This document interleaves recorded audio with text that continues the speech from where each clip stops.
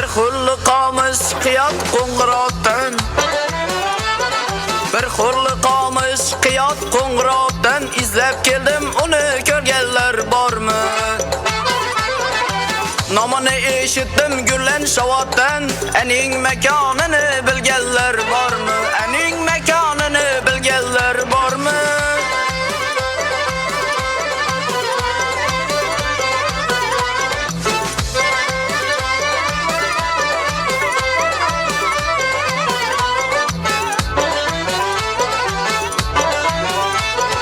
Düşümde göründü onun cemali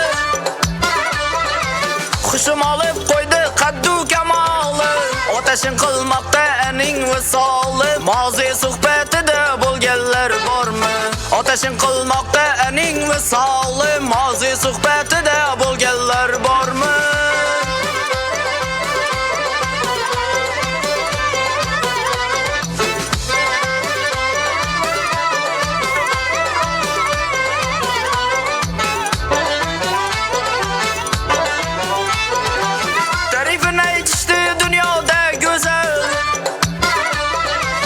Suhbatin başlarken aytışıp gazel Ona bu adetmiş ezelden ezel Mübarek cemalın görgeller var mı?